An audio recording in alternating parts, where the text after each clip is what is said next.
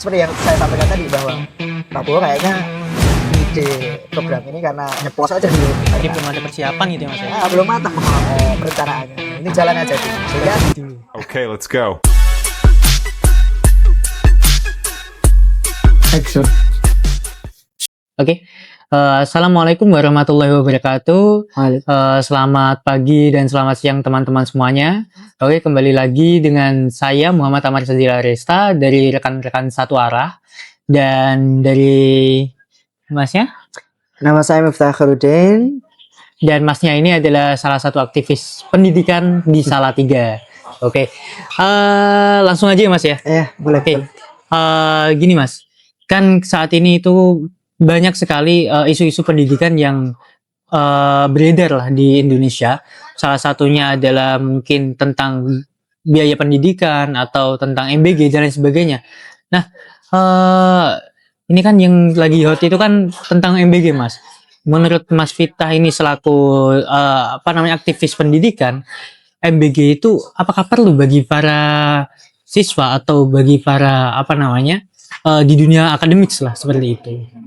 Oke, sebelumnya perkenalan dulu ya. Oh iya. Sini saya tadi sudah disebutkan namanya, diajak oleh kawan-kawan, rekan-rekan, sahabat atau apa ini? Rekan. Iya, rekan. Anak Ibnu berarti ini berarti. Di sini diajak untuk diskusi dengan platform baru Satu Arah mengenai isu pendidikan. Benar. Mengenai pendidikan, kebetulan saya juga bukan aktivis ya. Kebetulan saya guru juga, dulu pernah belajar di Fakultas Pendidikan dan sekarang guru, sehingga ya mau tidak mau saya juga harus aware dengan isu pendidikan. Mengenai dengan MBG atau pendidikan biaya mahal. Hari ini biaya pendidikan mungkin tingkat SD, SMP, SMA, sebagian negeri, besar negeri sudah gratis.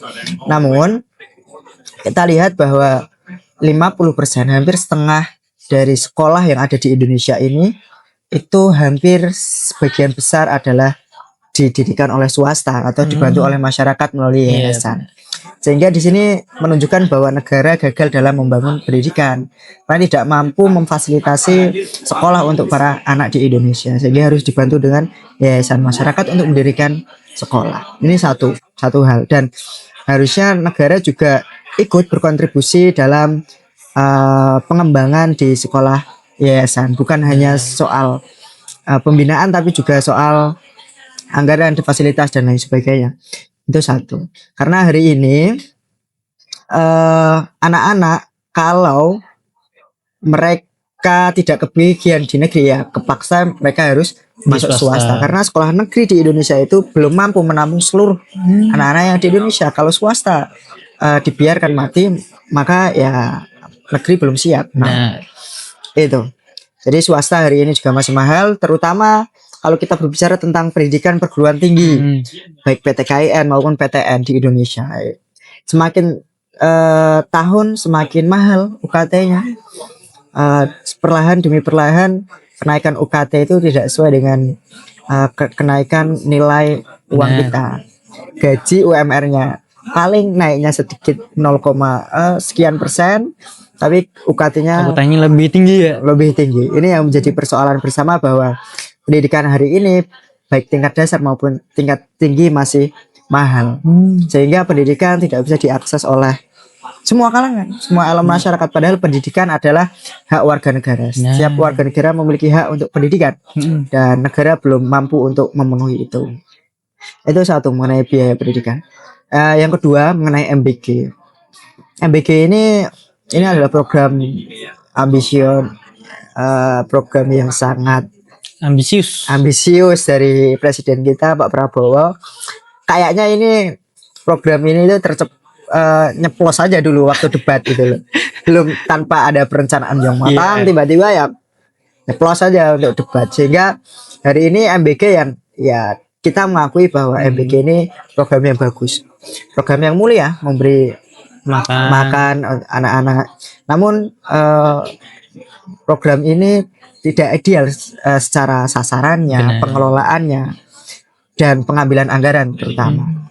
Mengenai MBG, mengenai sasaran ini juga menjadi perdebatan di kalangan kita, bahwa sasaran MBG yang harusnya itu ditujukan kepada orang-orang mencegah stunting, itu malah sasarannya semua kalangan, baik kaya, miskin, itu dapat MBG semua. Sehingga orang kaya pun sebenarnya nggak dapat MBG pun sebenarnya nggak apa-apa, tapi dipaksa untuk menerima MBG. Ini menjadi sesuatu yang saya rasa tidak adil, karena tidak diberi sesuai porsinya. Dan MBG ini juga kalau untuk mencegah stunting, ya kalau sudah umur 6 tahun ke atas ya juga tidak berdampak besar untuk pencegahan stunting.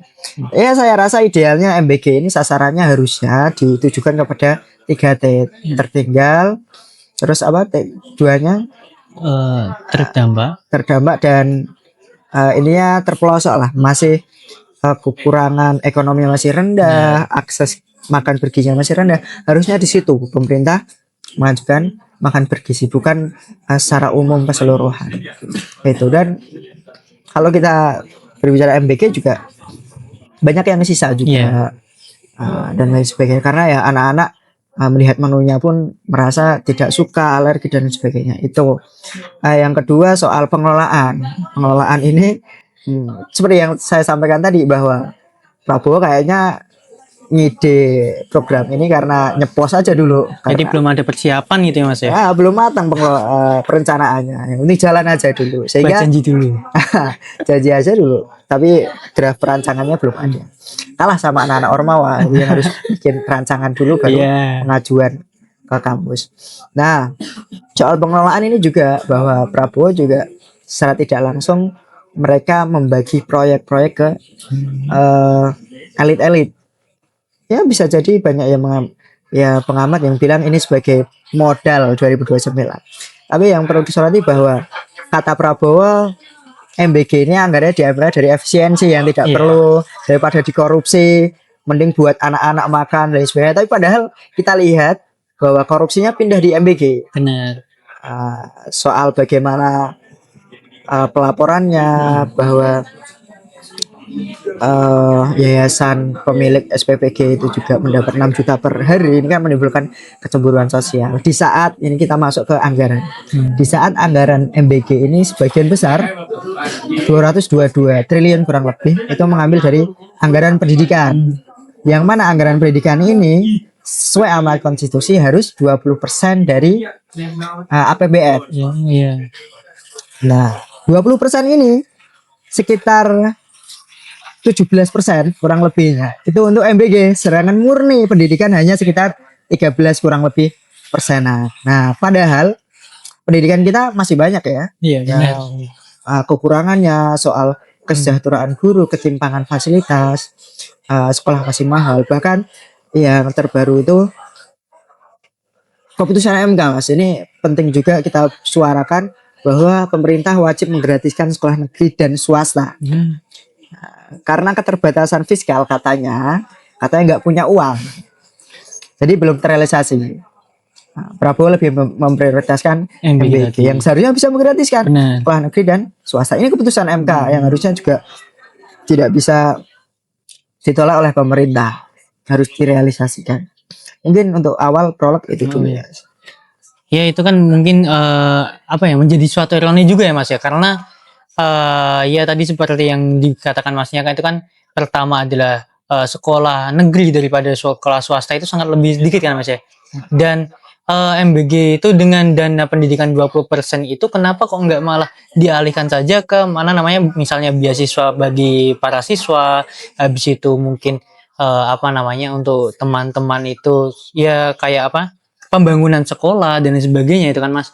Sehingga ya kita lihat sajalah misalnya itu ada banyak sekali sekolah tutup atau beberapa daerah itu yang memang fasilitasnya misalnya masih tidak ada keramiknya, masih tanah dan sebagainya gitu kan Mas. Dan ini juga menjadi pertanyaan juga Mas. Ya salah satu isu dari itu MBG itu katanya malah dipegang oleh partai Prabowo sendiri Mas gitu. Oke, mengenai MBG ya, mungkin saya tidak akan terlalu dalam mengenai MBG. Yang sorry itu mengenai MBG ini yang berkaitan pendidikan, yang pernah MBG mengambil hak pendidikan. Yang pertama itu yang bikin kita menyesali, bikin kita sakit hati para guru. Permasalahan pendidikan mungkin untuk partai itu biar lain lah, itu Iya. lebih politis ya. Kita tahu bersama bahwa ini bagi-bagi proyek saja untuk golongan elit. Tapi yang perlu disoroti oleh para guru adalah permasalahan pendidikan di Indonesia itu paling tidak yang saya soroti, yang paling urgent yang harus diperbaiki adalah dua, Mas. Yang pertama kesejahteraan guru, yang kedua adalah ketimpangan fasilitas Iya. pendidikan. Ini kita berbicara mengenai pendidikan tingkat SD sampai SMA dulu, belum perguruan tinggi karena regulasinya berbeda. Benar. Itu kesejahteraan guru hari ini, terutama di guru swasta, itu gajinya itu range 1 juta sampai 2 juta, tidak ada UMR. Padahal UMR Iya. itu sebenarnya kan untuk satu orang. Sedangkan banyak guru-guru yang gajinya 1 juta, bahkan ada yang ratusan ribu. Nah. Itu yang sangat mengenaskan. Ada yang bilang, itu kan guru swasta, itu kan tanggung jawab yayasan dan sebagainya. Kembali lagi ke awal tadi, Mas, bahwa sekolah swasta ini membantu mengembangkan pendidikan di Indonesia, dan pemerintah harus ikut terlibat di situ. Salah satunya mensejahterakan gurunya. Sangat miris sekali, terutama adalah guru-guru di bawah naungan Kemenak. Ini yang paling terpinggirkan. Ini harus mereka mayoritas guru agama yang terpinggirkan, belum sejahtera, hidup saja masih luntang-lantung. Kenapa kok kita berbicara mengenai kesejahteraan? Banyak orang bilang kualitas dulu apa kesejahteraan dulu. Kalau mau nagih kualitas ya sejahterakan dulu biar enak. Iya benar. Kalau kamu nagih kualitas nanti akan muter di lingkaran setan. Kualitasmu aja seperti itu. Nanti dijawab lagi kita belum sejahtera. Iya. Nanti muter mulu. Jadi paling mudah bagi pemerintah untuk meningkatkan pendidikan adalah mutu pendidikan, ya sejahterakanlah para guru-guru. Baru ketika sudah sejahtera baru tagih kualitasnya. Itu yang ideal. Iya, Belum benar. sejahtera gimana? Karena kesejahteraan guru itu ibarat fondasi dalam rumah. Kurikulum dan lain sebagainya itu ibarat ya bangunannya. Nah, ketika fondasinya tidak kuat, para guru itu belum sejahtera, dan mereka sehabis pulang sekolah itu masih kerja lagi, memikirkan bagaimana dia hidup, sehingga untuk memikirkan pembelajaran di kelas dia tidak ada waktu, sehingga tidak efektif pembelajaran di kelas. Sehingga ya bagaimanapun kurikulum digonta-ganti dengan semacam istilah apapun yang indah itu, Benar. kalau gurunya tidak sejahtera ya pengimplementasian di lapangan ya tidak maksimal. Itu kenapa kita harus mencari kesejahteraan guru. Yang kedua tentang fasilitas. Ternyata banyak juga di daerah pelosok-pelosok itu yang pembangunannya masih belum maksimal, belum merata. Pemerintah bilang ya kita besar-besaran kok perbaikan gedung dan sebagainya, tapi masih ada. Dan soal apa lagi ya pendidikan selain kesejahteraan guru? Apalagi? Mungkin ini juga Mas, karena ya ngomong-ngomong tentang kesejahteraan yang tadi Masnya katakan ya Mas, ini kan banyak sekali kasus-kasus guru itu dibully oleh siswanya sendiri Mas. Itu kan menjadi salah satu apa ya isu yang sangat miris kan Mas. Apalagi kan pertama guru itu yang tenaga mendidik moral dan lain sebagainya, tapi namun kadang juga ketika masuk ke persidangan dan lain sebagainya itu lebih diberatkan kepada si muridnya. Nah, mengenai fenomena itu, sekarang banyak sekali murid yang mungkin berani terhadap guru, menentang guru, tidak ada sopan santun. Karena ya ini tantangan kita hari ini di zaman ini soal teknologi dan sosial media yang ikut mempengaruhi bagaimana gaya hidup murid-murid saat ini. Dan ini juga kita selaku pendidik terutama ya dan pemangku kebijakan sudah pasti harus juga memperhatikan ini, bahwa soal perlindungan guru itu masih lemah sekali. Guru yang salah itu langsung klarifikasi, langsung didatengin orang tua, murid dan sebagainya, dikambing hitamkan. Yang kedua adalah yang soal pendekatan yang baru, bagaimana ada hukuman positif. Jadi kita hari ini di sekolah itu sudah tidak bisa lagi untuk menghukum fisik. Tidak seperti dulu ketika salah di fisik. Itu bagi saya bagus. Cuman belum diimbangi dengan yang pertama perlindungan. Yang kedua hukum positif ini masih masih belum bisa diimplementasikan dengan maksimal di lapangan. Sehingga ya hukuman positif seperti tidak berlaku fisik itu tidak membuat membuat jera para murid yang mungkin hyperaktif lah. Kita sebut tidak nakal tapi hyperaktif. Karena mereka sebenarnya tidak nakal tapi perlu diarahkan saja. Seperti itu Mas. Untuk ya yang intinya adalah perlindungan guru dan mungkin evaluasi penerapan hukuman positif di sekolah sehingga ya bisa memberikan efek jera pemahaman kepada murid-murid karena tantangannya yaitu teknologi sosial media yang sangat luar biasa mempengaruhi mereka. Seperti itu. Itu mungkin juga pengaruh dari hak asasi anak di bawah umur ya Mas. Karena kan kita bisa melihat ketika ada permasalahan-permasalahan para remaja atau para murid itu terkait kasus-kasus tersebut kan mereka kan menggunakan perlindungan hak anak di bawah umur. Itu kan juga salah satu fenomena yang membuat dilema lah bagi kita Mas.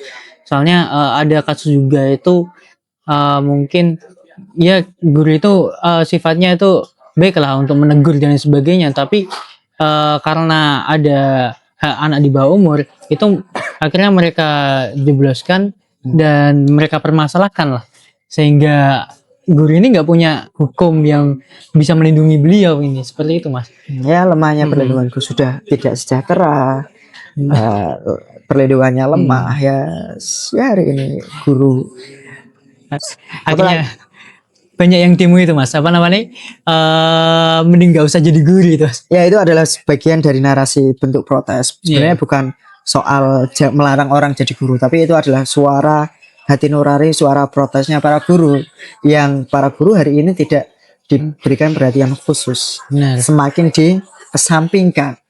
Padahal ya kalau pemerintah bilang kita tidak bisa mensejahterakan semua guru karena keterbatasan fiskal keuangan negara yang tidak mampu. Enggak kok, MBG aja bisa. MBG bisa satu hari 1 triliun. Ya soal prioritas negara aja ini soal itu. Seperti itu Mas. Ya ini salah satu juga yang menjadi dilema pada saat ini kan ini Mas. Siswa atau remaja pada saat ini itu dengan adanya gonta-ganti kurikulum yang berbeda tahun per tahun per masa pemerintahan itu kritismenya mereka, habis itu cara mereka berdialektika dan sebagainya itu kurang Mas. Apakah ada Mas aslinya itu kayak solusi untuk hal tersebut Mas? Kurikulum hari ini kita tahu sendiri bahwa setiap tahun setiap ganti menteri pendidikan itu ganti kurikulum. Ya sebenarnya yang pertama kesejahteraan mulu ya, memang itu kuncinya pertama ya, harus dibenahi pemerintah. Yang kedua, guru dalam beradaptasi dengan kurikulum itu butuh bertahun-tahun untuk benar-benar bisa mengimplementasikan kurikulum itu. Sehingga guru belum benar-benar bisa mengimplementasikan sudah ganti kurikulum mulai dari nol lagi. Nah, itu kan yang menjadi sesuatu yang tidak efektif. Itu. Yang kedua, kurikulum kita itu seringkali hanya berganti nama, sesuatu yang indah saja. Benar. Tapi ya kurang lebih sama sebenarnya. Seperti itu ya. Sistemnya cuma baca buku doang gitu istilahnya Mas. Dan cuma beda istilah, nama-nama saja. Yang paling penting ya itu kurikulum perlu guru perlu beradaptasi bertahun-tahun untuk benar-benar bisa sebenarnya kurikulum itu bagus, yang terbaru, inovasi bagus. Tapi menjadi kebingungan bagi guru ketika ini bergonta-ganti. Kemarin begini kok sekarang begini, sehingga ya mulai dari nol lagi. Dan murid pun yang di kelas juga menerima metode pembelajaran kurikulum yang baru ya, mereka harus mulai dari nol juga. Ini soal penyesuaian. Hal-hal yang seolah menterinya ganti, ingin meninggalkan sesuatu sehingga ganti kebijakan, tidak melanjutkan dan mengembangkan kurikulum yang sudah ada. Gitu. Terus ini juga Mas, Masnya kan mungkin kan selaku pengamat pendidikan ya Mas ya. Saat ini itu kita bisa melihat lah banyak sekali pendidikan-pendidikan atau tempat-tempat akademisi itu dimasuki militer Mas. Padahal itu kan dengan alasan mereka itu untuk membangkitkan ruang nasionalisme dan sebagainya. Kalau dari masnya, menurut masnya itu hal tersebut gimana, Mas? Kedisiplinan ya. Militer mau masuk melatih penerima award LPDP juga. Bagi saya mungkin alasan pemerintah untuk mendisiplinkan, melatih disiplin murid-murid dan sebagainya. Tapi militer masuk ranah akademik pendidikan itu bagi saya kurang bijak. Karena sekolah itu menerapkan bagaimana murid itu memahami. Iya. Kalau di militer itu rantai komando, Mengikuti gitu ya. ya, harus manut apa kata komandan. Entah itu benar entah salah, tidak sesuai dengan hati nurani, harus taat, dan itu harus diterapkan di militer. Iya. Tapi kalau itu dibawa ke ranah pendidikan, terutama di sekolah formal, anak-anak kita dilatih untuk dipaksa disiplin atas dasar prinsip kepatuhan, itu saya rasa tidak baik, dan ini bertentangan juga dengan kurikulum sekarang yang terutama yang dikeluarkan Kemdikdasmen, pembelajaran mendalam, yang mana itu menekankan pemahaman murid. Tapi kalau militer masuk ke sekolah, dia akan mendisiplinkan murid atas dasar kepatuhan, bukan pemahaman. Karena ya budaya militer seperti itu. Ini berbahaya karena ruang-ruang akademik, apalagi sampai di perguruan tinggi, itu bisa berbahaya, mempengaruhi intelektualitas murid maupun mahasiswa. Di pendidikan, di perguruan tinggi juga terkhusus, itu kita diajarkan untuk mempertanyakan apapun. Mengajak kita berpikir, kenapa sih ini begini, kenapa sih ini begitu. Kalau militer ikut masuk situ, nah ini suatu hal yang seperti ini akan rusak. Iya benar.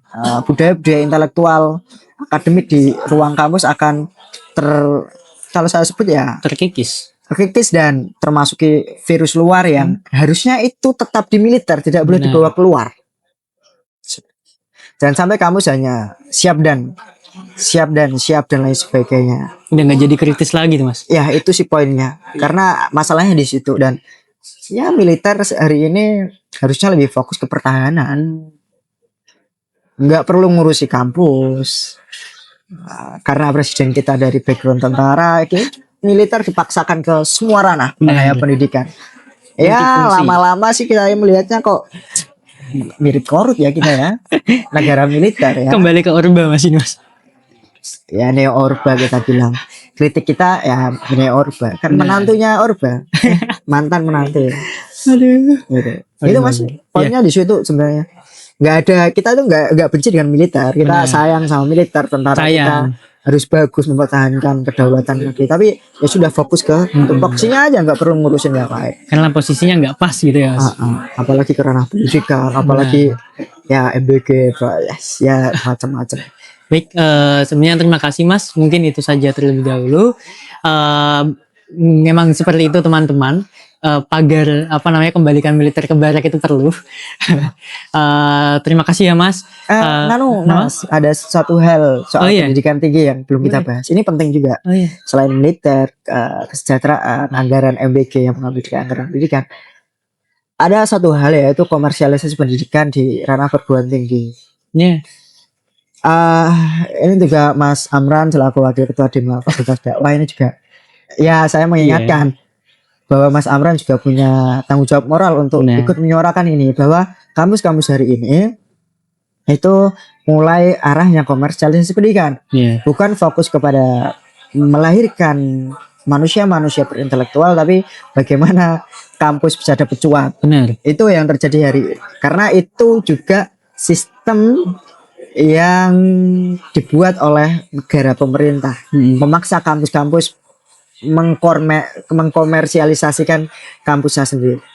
Gitu ya, mana UKT adik-adik kita, maba-maba yang akan datang ya semakin tinggi. Kalau kita melihat UIN Salatiga, karena saya alumni UIN Salatiga, Mas Amra juga wakil ketua Dimna ada di UIN Salatiga, seringkali jawaban dari birokrasi kita itu lebih murah kok dibandingkan kampus lain. Enggak, bahwa acuannya, rujukannya bukan itu, poinnya bukan itu, bahwa poinnya adalah masih banyak calon mahasiswa, pemuda-pemuda yang tidak bisa melanjutkan kuliah, sekalipun itu di Unsal yang termasuk murah. Itu bagaimana kampus seharusnya kalau dia statusnya badan layanan umum ya sudah memaksimalkan layanan umum yang dia punya. Benar. Jangan mengandalkan UKT mahasiswa.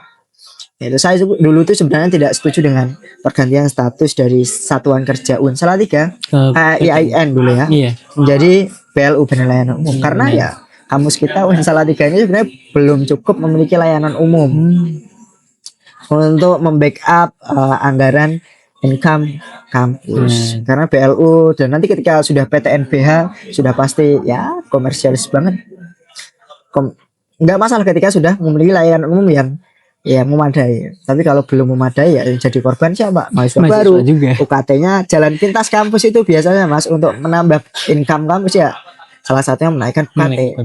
Kalau kita mau bedah UKT ya mungkin sesi ya, kita nggak perlu panjang lebar. Mungkin kita di sini cuman permukaannya aja kita. Mungkin itu pesan saya ya. Dari ini komersialisasi pendidikan, kesejahteraan guru, kurikulum yang tergantung kan di militerisme di ranah pendidikan itu yang menjadi fokus kita hari ini. Ya, bangsa yang besar adalah dilihat dari penegakan hukum yang berkeadilan dan pendidikannya yang berkualitas. Dua itu. Tapi di Indonesia tidak ada. Tidak ada. Uang masih. Tidak, Indonesia nggak tahu ya. Hukumnya sudah amburadul, pendidikannya dikesampingkan, bahkan menjadi program pendukung, bukan program prioritas. Ini juga terang-terangan pemerintah bilang seperti itu. Yang harusnya utama itu pendidikan. Seperti itu Mas. Oke. Mungkin seperti itu aja dari Mas Miftah. Seperti yang Mas Miftah katakan bahwasanya bangsa yang besar adalah bangsa yang pendidikannya itu maju dan lebih baik lah, seperti itu. Oke, terima kasih semuanya. Dari saya Muhammad Tamat Syadzili Aresta pamit undur diri. Wassalamualaikum warahmatullahi wabarakatuh. Waalaikumsalam. Hilang menit.